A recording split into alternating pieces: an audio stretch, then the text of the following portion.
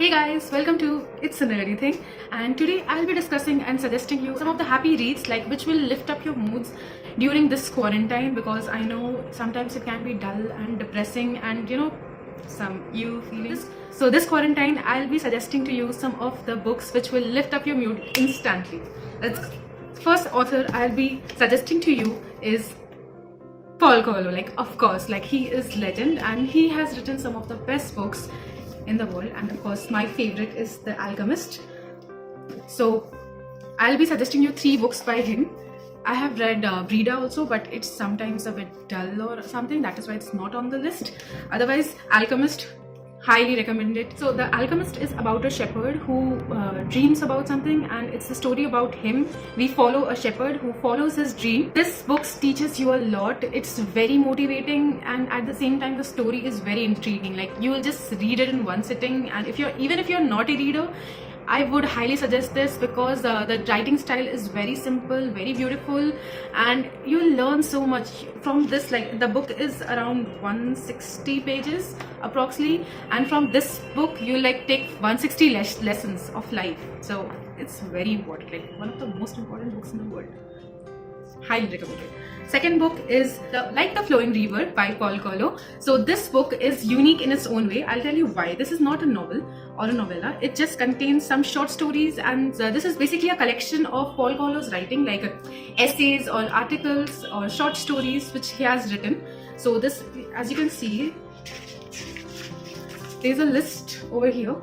There's a list of things from essays to short stories to his experiences. And the wonderful thing about this book was that this book was given to me by one of my teachers, and I cannot thank him enough, because every time I'm in some kind of turmoil, or I'm depressed or sad, or I need answers, I just pick this book up and I would randomly read a chapter, and I just got answers. It felt like this book was speaking to me. Yeah, it's weird, but yes, it makes you feel that way.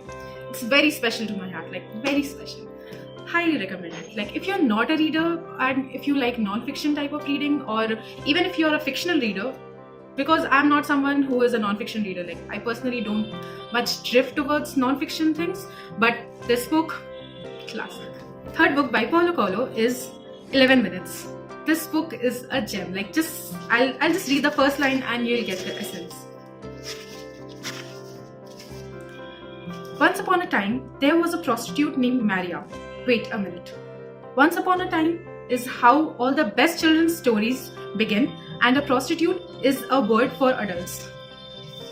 Yes, if that doesn't pull you inside a book, what will? This story is about a girl named Maria who is a prostitute, and we follow her life as she follows her dreams. Pretty similar, but very different stories.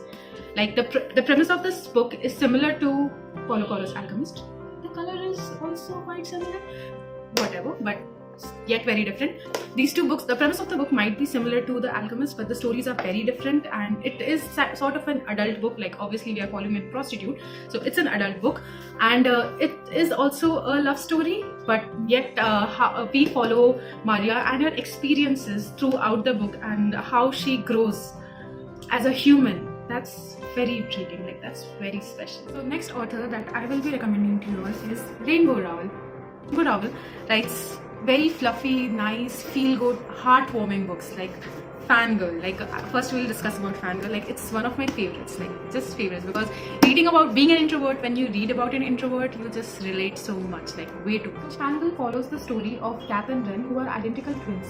But they are very different from each other. Kat is an introvert and Ren is an extrovert. We follow the story through Kat's eyes. Kat is a fan fiction writer, and she is quite famous, and she writes with a pen name. So it's very interesting. Being an introvert, it's very interesting to read about an introvert.